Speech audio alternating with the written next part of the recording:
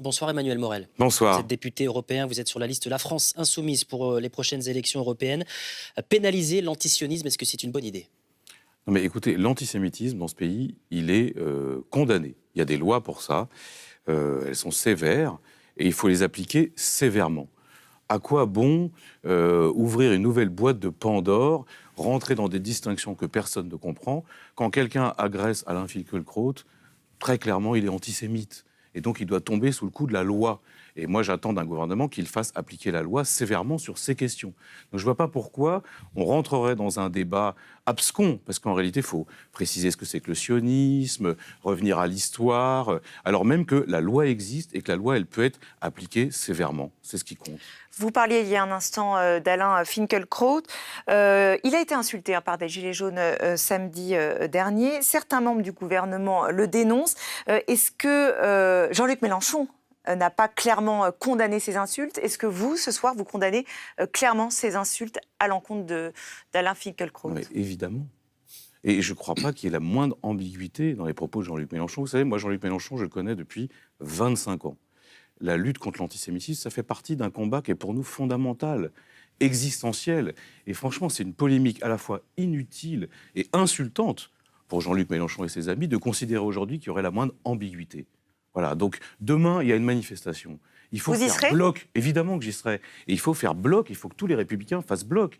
Et essayer d'importer des polémiques qui n'ont pas lieu d'être à un moment où la nation, justement, elle doit se rassembler autour d'un mot d'ordre qui est l'antisémitisme, ça suffit. Franchement, c'est indigne de l'idée qu'on se fait de la République. Alors, vous êtes donc sur la liste La France Insoumise en vue des prochaines européennes. Pourquoi avoir rejoint Jean-Luc Mélenchon? En fait, ça s'est passé par étapes. La première étape, c'est que je ne me sentais plus au Parti socialiste. Voilà, j'avais l'impression que le Parti socialiste s'éloignait de l'idée que je me faisais du socialisme. Donc j'ai quitté ce parti. J'ai créé un mouvement avec des amis, Marie-Noëlle Lienemann, des amis qui étaient proches de Jean-Pierre Chevènement. Et puis après, il y a une option stratégique. C'est il faut renforcer le pôle de centralité à gauche qu'est la France Insoumise, parce que sur l'Europe, nous avons d'évidentes convergences. Si vous êtes pour une Europe qui rompe avec les dogmes libéraux qui aujourd'hui mènent le continent à la catastrophe, faut faire des choix, faut assumer ses responsabilités. C'est ce que j'ai fait.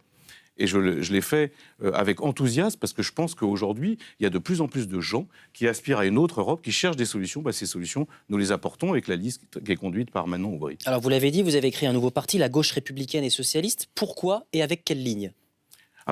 Comme son nom l'indique, c'est un mouvement de gauche, ancré dans les valeurs républicaines et qui veut reprendre le drapeau du socialisme qui est tombé à terre, parce que quand même on sort d'un quinquennat catastrophique pour les socialistes où François Hollande et ses amis se sont éloignés considérablement des valeurs qui faisaient qu'on s'était engagé, la justice sociale, la protection des gens les plus modestes, l'approfondissement de la démocratie. À partir du moment où on constate qu'il y a une faillite générale de la social-démocratie en Europe, il faut prendre ses responsabilités. Je les ai prises avec mes amis. Mais pourquoi ne pas rejoindre clairement et définitivement la France Insoumise et créer un nouveau parti? Mais la France Insoumise, ce n'est pas un parti, c'est un mouvement. Et d'ailleurs, son créateur, Jean-Luc Mélenchon, a suffisamment insisté sur le fait que c'est un mouvement gazeux où chacun venait apporter sa contribution. Nous apportons notre contribution, mais moi, je crois encore aux formes partis. Et en plus, je me reconnais dans cette gauche républicaine et socialiste dont je considère aujourd'hui qu'elle était orpheline et qu'il y avait des gens qui devaient porter ses valeurs. C'est ce qu'on fait.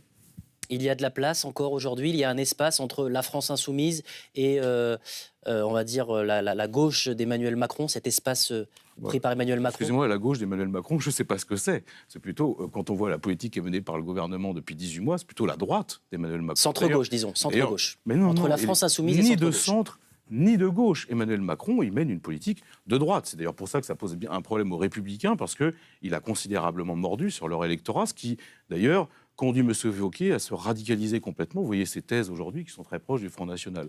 Ce n'est pas une question d'espace. Je considère que les idées pour lesquelles je me suis engagé il y a maintenant plusieurs décennies, elles restent d'actualité. Le message socialiste, il reste d'actualité. Et il faut des gens pour le porter. J'en suis. Merci Emmanuel Morel. Merci à vous.